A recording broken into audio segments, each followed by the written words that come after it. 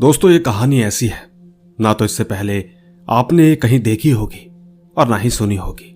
वैसे ये बात तो काफी साल पुरानी है, जब मैं छोटी थी।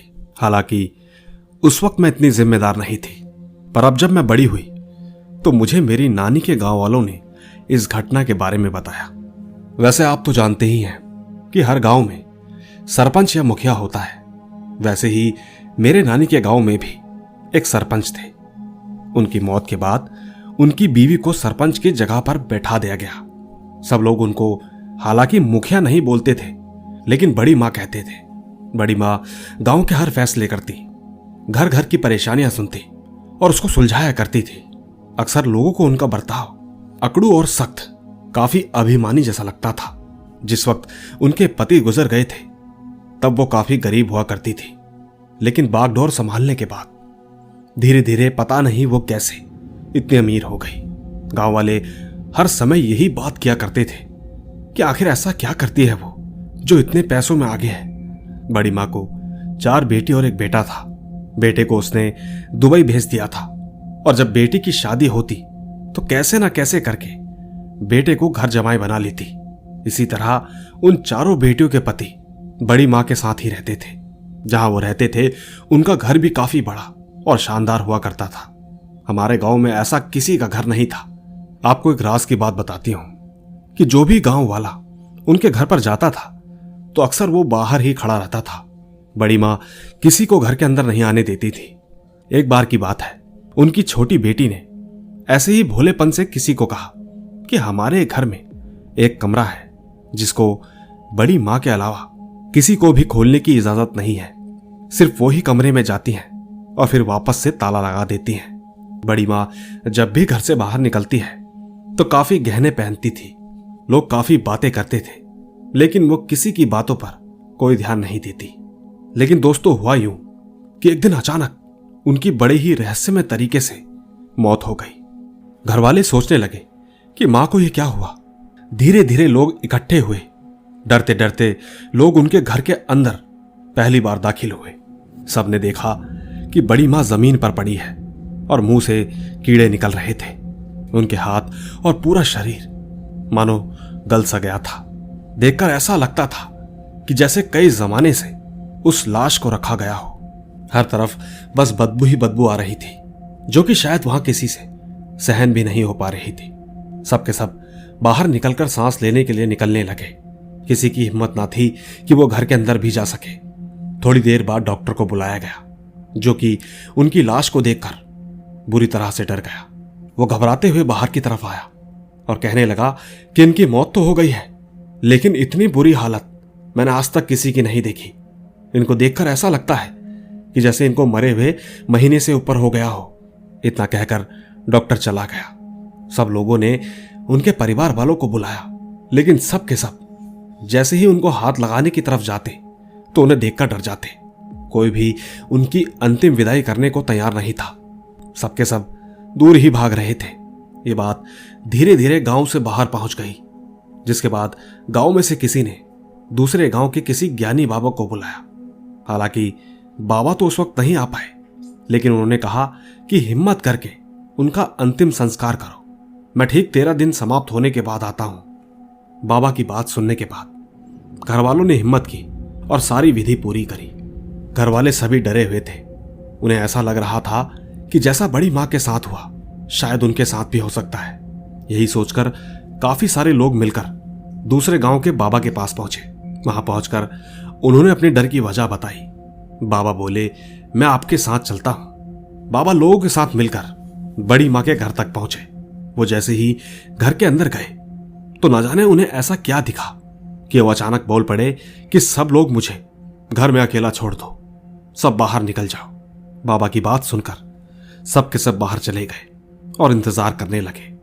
काफी समय के बाद बाबा बाहर आए और फिर जो उन्होंने बताया उसे लोग सुनकर एकदम चौंक गए। उन्होंने कहा कि मैं इस घर में एक पल नहीं रुक सकता। आपको जो भी जानकारी जाननी है उस दूर पीपल के पेड़ के पास आ जाओ। बाबा चलते हुए आगे बढ़ गए। पीछे पीछे लोग आपस में बातें करने लगे, लेकिन धीरे धीरे सब मिलकर उस पेड़ के पास पहुंचे। बाबा ने कहा कि सुनो, इस घर में बहुत बुरा है लेकिन जिसकी करनी थी वो इंसान उसका फल इसी धरती पर भोग कर जा चुका है। इसीलिए डरने वाली बात नहीं है। दोस्तों, लोग और परिवार वाले बाबा की बात को समझे नहीं। बाबा बोले, अब मैं सब विस्तार से बताता हूं। ये जो औरत है, उसने अपने पति के जाने के बाद कोई ऐसी बड़ी बुरी विधि की जिससे किसी निर्दोष आत्मा को कैद किया जा सके। उसने इतने लंबे समय तक विद्या की जिसके कारण उसको एक आत्मा भी मिल गई। बस उस औरत ने उसी वक्त उसे धोखे से कैद कर लिया, जिसे वो एक कमरे में बंद रखती थी। और तो और उस औरत के इरादे बहुत बुरे थे। पहले धीरे धीरे इस औरत ने अपनी बेटियों के पतियों को अपने वश में किया और अपने ही घर में घर जमाई बना दिया। बाद में उस आत्मा का सहारा लेकर गांव में जिसके भी घर ज्यादा धन आता, ये अक्सर उसे उस आत्मा से चोरी करवाती। जैसे ही उस औरत को पता चलता कि आज इस घर में कोई गहने आए हैं, किसी ने आज बहुत ज्यादा पैसे कमाए हैं, तो औरत देर रात वो आत्मा के कमरे में जाती और उसको जबरदस्ती चोरी करने को कहती। बस ऐसे ही वो अमीर हुई थी। जाहिर सी बात है, वो आत्मा इस औरत से परेशान थी। बस एक दिन मौका पाकर उसने बड़ी मां को मार डाला और उसको सजा दी। बुराई का अंत बुराई से ही खत्म होता है। बाबा ने कहा कि आप लोगों को अब डरने की जरूरत नहीं है। संकट आप लोगों पर नहीं आएगा। बाबा बस परिवार वालों से बोले कि तुम लोग अपनी मां की शांति के लिए गरुड़ पुराण का पाठ करवाओ और ठीक उसके बाद घर में शांति पूजा करवाओ, सब ठीक हो जाएगा। दोस्तों, आज इतने सालों के बाद भी बड़ी मां के इस हादसे को कोई भुला नहीं पाएगा। इसी के साथ एक कहानी मुझे मेरे ऑफिस में एक लड़के ने बताई जो कि कोलकाता में रहता है। यह घटना ठीक उसकी फैमिली में से किसी के साथ हुई थी, जिसको पूरी फैमिली काफी साल होने के बाद भी भुला नहीं पाए। खैर, आते हैं घटना पर। उनकी फैमिली में एक मौले नाम का शख्स था जो कि कोलकाता में ही रहता था। उनके परिवार में उसकी मां और एक छोटी बहन थी। मौले हालांकि उस वक्त एक अखबार में छोटी पोस्ट पर काम करता था। सब कुछ अच्छा चल रहा था। भले ही थोड़े पैसे घर में आ रहे थे, लेकिन सब लोग खुश थे। कुछ सालों बाद अखबार की फैक्ट्री में आग लगने पर पूरी फैक्ट्री जलकर खाक हो गई। अखबार का मालिक रातों रात कंगाल हो गया। अब जब फैक्ट्री ही नहीं रही तो सबकी नौकरी छूट जाना जाहिर सी बात है। बस ठीक उसी तरह मौले भी रास्ते पर आ गया। कुछ दिन तक तो बिना पैसों के घर चला, लेकिन अब हालत बिगड़ती जा रही थी। मौले रोज सवेरे नई नौकरी ढूंढने निकलता, पर हर जगह निराशा ही हाथ आ रही थी। 2 महीने बीत गए। अब तो घर में भी पैसों को लेकर रोज झगड़े होने लगे। मौले काफी परेशान हो चुका था। करे तो क्या करे। अब हालात यहां तक आ गए कि उसको शाम होते ही घर जाने का मन नहीं करता। वो कई बार पास के ही बागीचे में काफी देर तक बैठा रहता। कई बार तो बागीचे के बेंच पर ही रात भर सोया रहता। एक बार की बात है, हुआ यूं कि मौले किसी जगह पर नौकरी खोजने गया, लेकिन उसे वहां भी निराशा हाथ आई। शाम होते होते मौले भूखा प्यासा उसी बागीचे में बेंच में बैठा था। उसने देखा कि आज बागीचे में काफी कम लोग हैं। उस दिन वो रात अमावस्या की रात थी। बागीचे में चुपचाप बैठा मौले बैठकर ये सोच रहा था कि अब आखिर वो ऐसा क्या करे जिससे वो अपने हालात सुधार सके। यही सोचते सोचते उसको रोना आया। वो फूट फूट कर रोने लगा। रात काफी हो चुकी थी। चारों तरफ मानो लोग अब गायब से हो गए थे। कुछ ही देर बाद एक लड़की मौली के आसपास बार बार घूम रही थी। देखकर ऐसा लग रहा था कि मानो मौली के चक्कर काट रही थी। हालांकि उस वक्त मौली अपनी ही परेशानी की धुन में था। उसको उस लड़की का ध्यान ही नहीं था। जब उस लड़की ने देखा कि ये तो मेरे सामने देख ही नहीं रहा, तो वो ठीक मौली के सामने गई और बोली, सुनो। मौली ने जैसे ही उस लड़की को देखा तो ना जाने क्यों पर देखता ही रह गया। वैसे वो इतनी खूबसूरत थी कि मानो अप्सरा हो। मौले अच्छे घर से था, तो उसने उस लड़की को कहा कि बोलो क्या बात है। उस लड़की ने मुस्कुरा के कहा कि जब मैं शाम को बागीचे में बैठी थी ठीक इसी बेंच पर, तो मुझे लगा कि शायद मेरी पायल यहीं कहीं गिरी होगी। क्या आप उस पायल को ढूंढ देंगे? मौले ने कहा। कोशिश करता हूं। मोले आसपास ढूंढने लगा। काफी देर देखने पर उसे उस लड़की की पायल नहीं मिली। मोले ने कहा कि माफ कीजिए, नहीं मिली। सामने लड़की मुस्कुराई और मोले से कहने लगी कि चलो कोई बात नहीं, क्या मैं आपके साथ बैठ सकती हूं? मोले ने हाँ में जवाब दिया। धीरे धीरे दोनों में काफी बातें हुई। बातों ही बातों में मोले ने अपनी परेशानी को उस लड़की को बताया। बोलते बोलते मोले अचानक उस लड़की के सामने रो पड़ा। लड़की ने कहा कि सब ठीक हो जाएगा, आपको एक अच्छी नौकरी मिल जाएगी, लेकिन एक शर्त है। मोले ने कहा कैसी शर्त? लड़की ने कहा कि कल आप कोलकाता की बड़ी कंपनी में जाना। मोले ने बात को काटते हुए कहा कि अरे ऐसे कैसे जा सकता हूं? जब बड़ी कंपनी में बुलावा आता है तब जाकर नौकरी के 50% चांस होते हैं। लड़की ने कहा कि मैं जो कह रही हूं बस करते जाओ। मोले ने उस लड़की का नाम पूछा तो उसने अपना नाम मोहिनी बताया। लड़की ने कहा कि तुम अपने घर जाओ और आराम से सो जाओ, बिल्कुल फिक्र मत करना। इतना कहकर वो चुपचाप चली गई। मोले भी कुछ देर तक बागीचे में बैठा और फिर चुपचाप अपने घर चला गया। अगले दिन सवेरे जब वो उठा तो उसने सोचा कि क्या वो लड़की की बात सच भी होगी या उसने मुझे ऐसे ही बोल दिया। मोले तैयार हुआ और कंपनी में इंटरव्यू देने चला गया। सब कुछ मानो वो पूरा दिन एक सपने की तरह ही गुजर रहा था।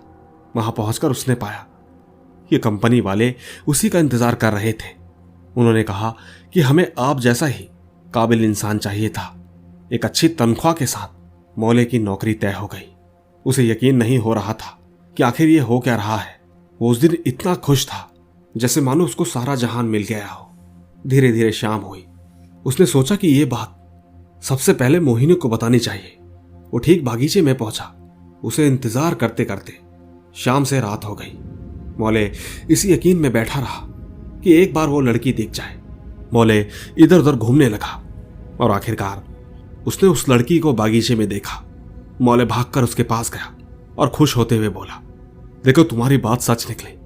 मुझे सबसे बड़ी कंपनी में नौकरी मिल गई है, तनख्वाह भी अच्छी है। सामने से मोहिनी मुस्कुराई।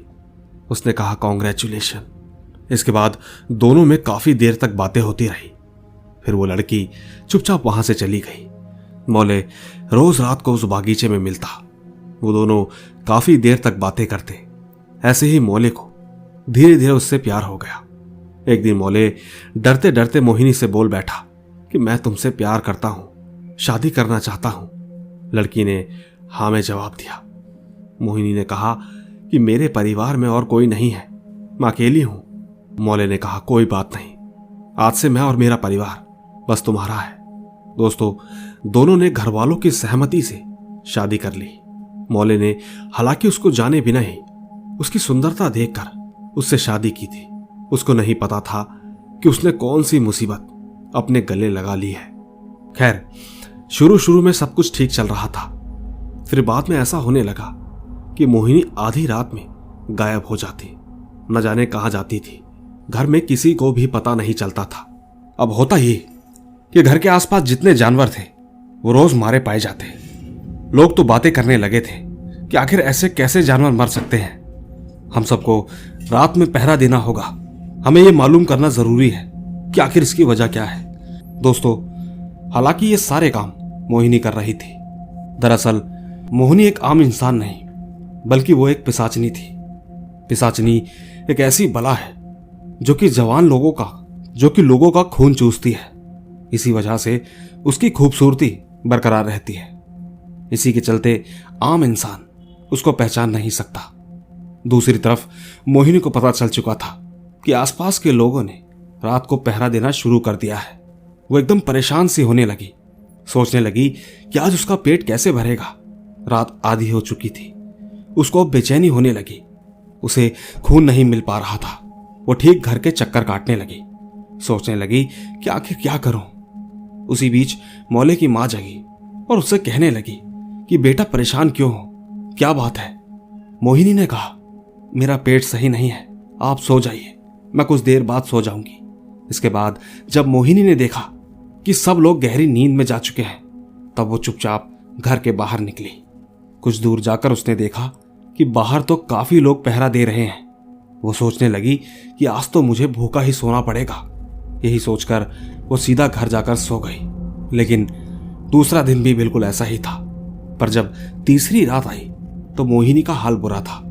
3 दिन हो चुके थे, उसने खून तक नहीं पिया था। उसने सोचा कि आज जो कुछ भी हो जाए खून तो पीना ही पड़ेगा। वो एक बार फिर से अपने शिकार की तलाश में रात को निकले, मगर पहरा देने वालों की कमी नहीं थी।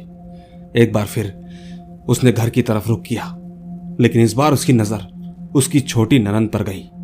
वो ठीक अपनी ननंद को बहला फुसलाकर दूसरे कमरे में ले गई, उसे ठीक पता ना चले। इसीलिए उसने थोड़ा सा हाथ का खून पिया, तब जाकर उसे नींद आई। कुछ दिनों तक तो वो अपनी ही ननद का खून पीती रही। दूसरी तरफ मौली की बहन, उसकी तबीयत लगातार बिगड़ती गई। जब डॉक्टर को दिखाया तो पता चला कि उसके शरीर में खून की कमी हो रही है। मां ने कहा कि ऐसा कैसे हो सकता है, ये खाना तो सही से खाती है। डॉक्टर ने कहा कुछ दवाई लिख देता हूं, लेकिन बावजूद इसके तबीयत में कोई सुधार नहीं आया। बेटी की ऐसी हालत देखकर मां को डॉक्टर पर से भरोसा उठ गया। उसने अपनी एक सहेली से बात की। मां की सहेली ने कहा कि शायद कोई ऊपरी चक्कर हो, तो एक बार मां काली के मंदिर में जा, वहां एक पुजारी हैं, एक बार उनसे बात करके देख।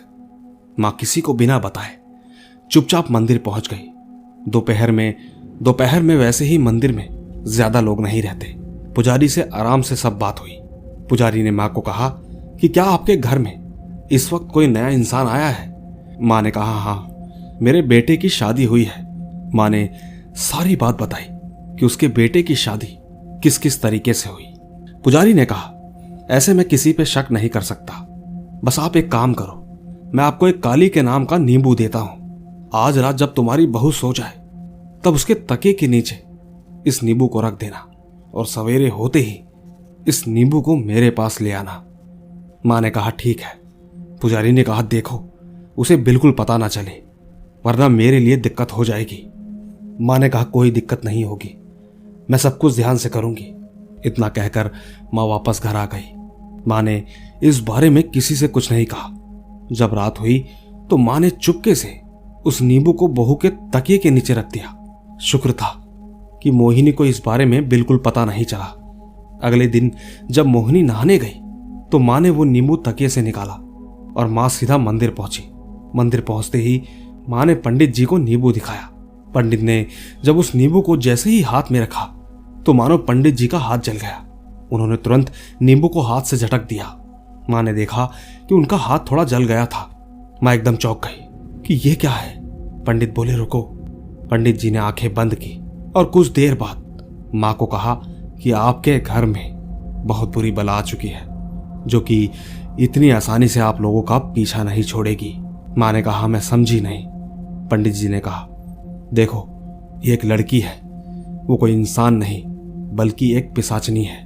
आपका बेटा इसके जाल में फंस गया है।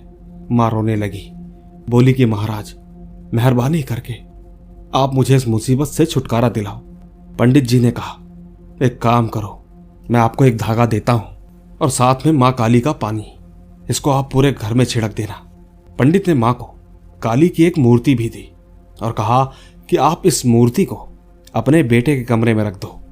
मां ने कहा क्या इससे वो हमारा पीछा छोड़ देगी?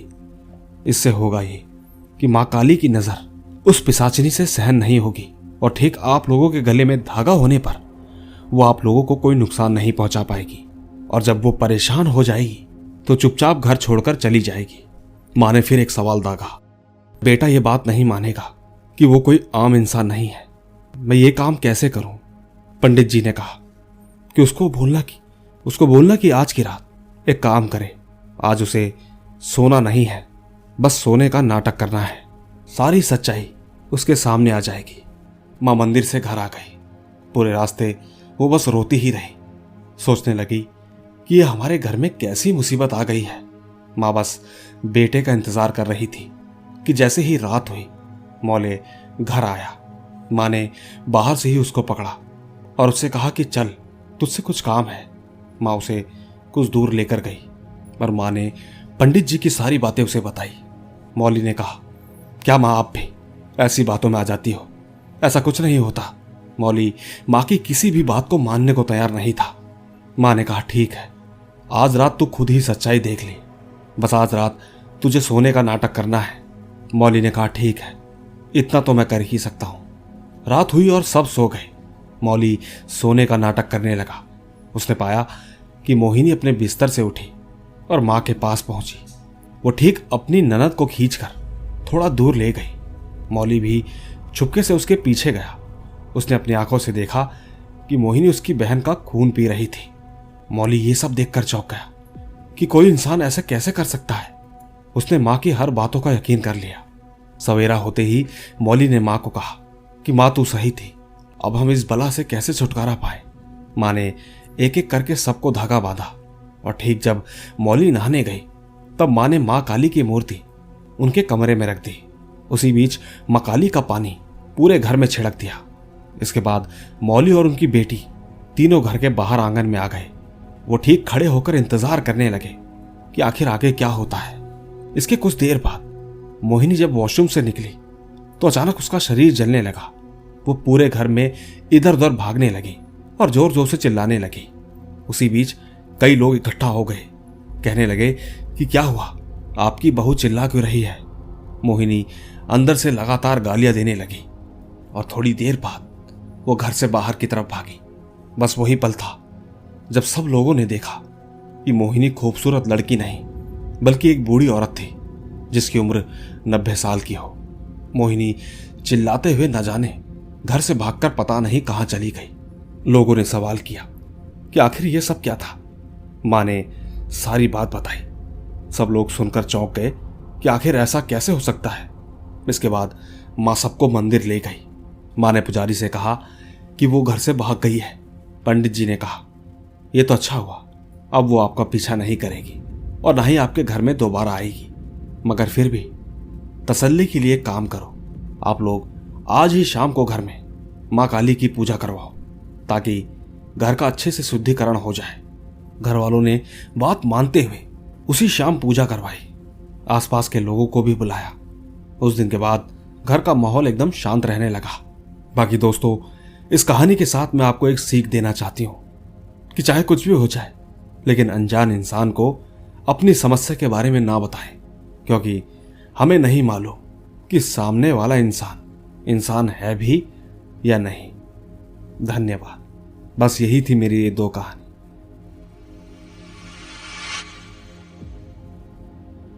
तो दोस्तों, देखा आपने, इन्होंने अपना नाम नहीं बताया लेकिन कहानी वाकई लाजवाब थी।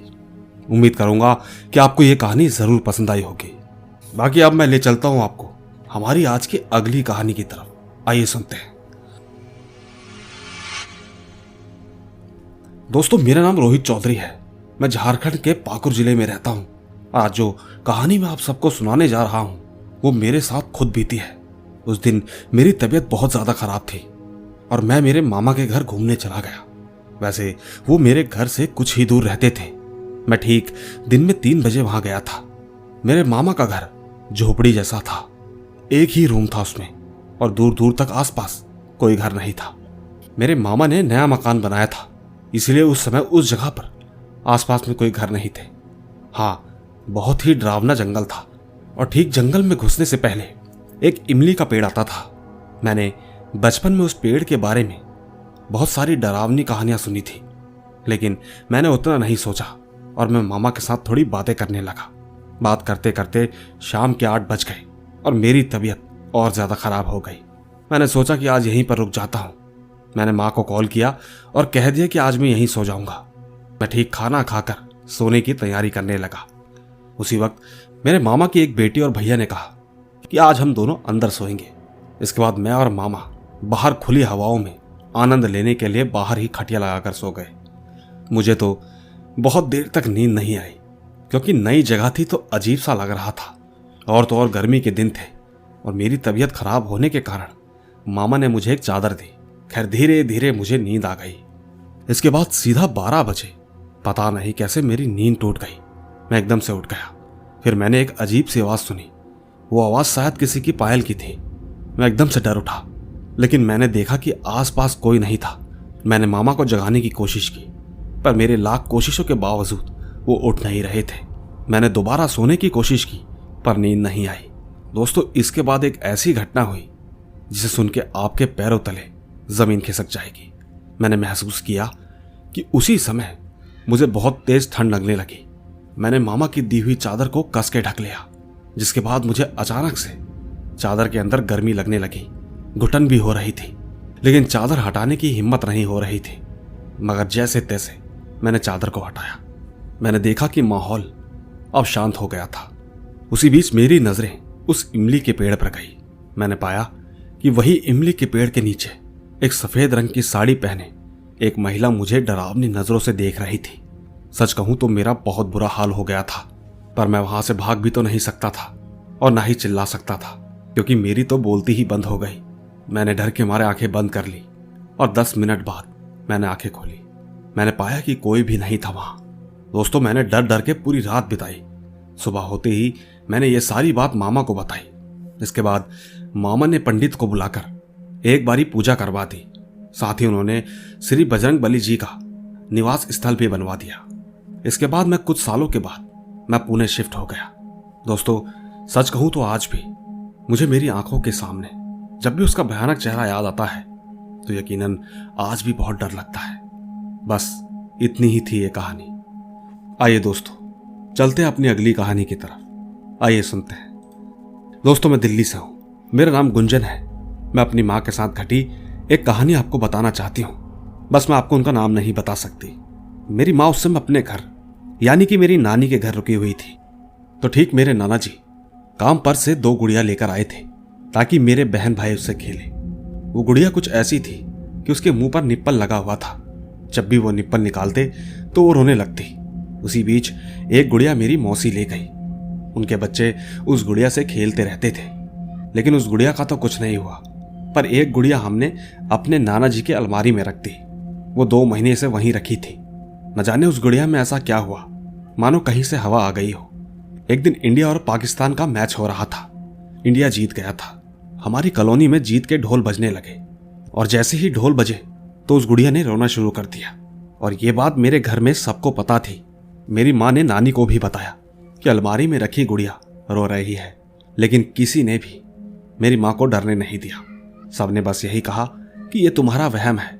उन्होंने मेरी माँ का ध्यान भटका दिया। दोस्तों उस रात तो किसी ने कुछ नहीं किया, पर अगले दिन मामा सुबह सुबह नहाकर पूजा करने के बाद गायत्री मंत्र पढ़ते हुए माता रानी की चुनरी अपने हाथों में ली। उसके बाद उन्होंने अलमारी को खोला और ठीक उस चुनरी से उस गुड़िया को बांध दिया। फिर मेरे मामा उस गुड़िया को यमुना नदी में फेंक कर आ गए। मेरी माँ को यह बात तभी बताई गई जब वो गुड़िया यमुना नदी में फेंक दी गई थी। दोस्तों उस दिन के बाद से मेरी माँ ने किसी भी तरह की गुड़िया को लाने से बिल्कुल मना कर दिया। पर हमें समझ में नहीं आया कि आखिर ऐसे कैसे हो सकता है। आप भी कुछ बताएं। धन्यवाद। आइए दोस्तों चलते हैं अपनी आखिरी कहानी की तरफ। आइए सुनते हैं। दोस्तों मेरा नाम यश है। मैं दिल्ली बवाना से हूं। एक दिन मैं और मेरा बेस्ट फ्रेंड सनी हम दोनों उत्तराखंड जाने का प्लान बनाते हैं। 21 जनवरी 2021 को घर से गाड़ी लेकर निकल जाते हैं। मौसम भी थोड़ा खराब था। उस दिन बारिश हो रही थी, मगर किसी तरह हम रामनगर वाले होटल में रात 10:30 बजे तक पहुंच ही गए। मैंने वहां रूम लिया और हमारा रूम नंबर 203 था। 203 सुनते ही वहां खड़े वेटर ने शौक से हमारी तरफ देखा। मैंने उस पर ज्यादा ध्यान नहीं दिया और हम दोनों अपने रूम में चले गए। थकान थी इसीलिए जल्दी सो गए। उसी बीच सनी ने मुझे उठाया, कहने लगा कि पानी का नल खुला है। मैं नींद में था। मैंने कहा तू जाके देख ले। सनी ने वॉशरूम का दरवाजा नॉक किया तो पानी की आवाज बंद हो गई। उसने मुझे बुलाया और कहा कि दरवाजा अंदर से बंद है। मैंने रूम सर्विस को बुलाया। हमने ठीक दरवाजा ओपन करवाया तो देखा कि अंदर एक औरत की सैंडल है। ठीक रूम सर्विस वालों ने कहा कि सर गलती से रह गई होगी, सॉरी। दोनों सर्विस वाले चले गए। मैं और सनी सोच रहे थे कि जब बाथरूम में कोई नहीं था तो वो सैंडल कहां से आई, पानी कैसे गिर रहा था। सबसे बड़ी बात डोर भी लॉक था। मैं ये सब सोचने के बाद थोड़ा वीडियोस देखने लगा, मगर सनी थोड़ा डर गया था। वो बैल्कनी में जाकर सिगरेट पीने लगा। इसके बाद मैंने जो देखा, मैं सच में बहुत डर गया था। मैंने देखा कि सनी के साइड में एक औरत और एक बच्चा खड़ा है। वो दोनों ठीक सनी को ही देख रहे थे। मैंने एकदम से सनी को चिल्लाते हुए कहा कि भाग यहां से जल्दी। हम दोनों भागकर बगल वाले रूम में हेल्प मांगने लगे। वहां भी कोई नहीं था। हम दोनों भागकर अपनी गाड़ी में जाकर बैठ गए। हमें ठीक गाड़ी से वो औरत और वो बच्चा साफ दिख रहे थे। उसी बीच मैनेजर हमारी गाड़ी के पास आया और पूछने लगा कि क्या हुआ। हमने सब कुछ उसे बताया, जिसे सुनकर वो भी थोड़ा शॉक्ड हो गया। उसने कहा कि सर आप हमारे साथ सो जाए। हम दोनों उनके साथ चले गए। थोड़ी देर बाद उन्होंने हमें कुछ बताया जो बहुत शॉकिंग था। उन्होंने बताया कि सर औरत और वो बच्चा मुझे भी दिखाई दिए थे, लेकिन जो मैं आपको बताऊंगा आप प्लीज उसे किसी को मत बताना। साल 2015 में ये बच्चा रूम नंबर 206 उसकी बैल्कनी से नीचे गिर गया था। उसे बचाने के चक्कर में उसकी माँ भी उस बैल्कनी से नीचे गिर गई। बस उसी हादसे के बाद ये दोनों बहुत बार लोगों को दिखे हैं, पर किसी को नुकसान नहीं पहुंचाया। और तो और हमने 3rd फ्लोर पूरा बंद कर दिया है, मगर सभी रूम बुक्ड हैं, इसीलिए मजबूरी में 203 रूम नंबर आपको देना पड़ा। दोस्तों, ये सुनकर हम दोनों ने बिना कुछ और सुने मैनेजर को कहा कि हम तो किसी को नहीं बताएंगे। इतना कहकर हम अपनी गाड़ी में जाकर सो गए। हमने ठीक सारा सामान रूम से मंगवाया और वहां से चेकआउट कर लिया। तब से लेकर हमने अब तक उस होटल के बारे में बात तक नहीं की और ना ही किसी को बताया। बस ये तो सनी चाहता था कि ये कहानी महेश भाई को भेजी जाए। धन्यवाद। तो दोस्तों, देखा आपने, कैसी लगी आपको हमारी आज की कहानियां। मुझे उम्मीद है आपको ये सारी कहानियां जरूर पसंद आई होगी। बस इसी तरह यूं ही साथ बनाए रखें। मैं जल्द ही मिलूंगा आपसे इसी तरह की रोमांच भरी रहस्यमयी कहानियों के साथ। बस तब तक आप अपना और अपने परिवार का ख्याल रखें। चलता हूं, बाय बाय।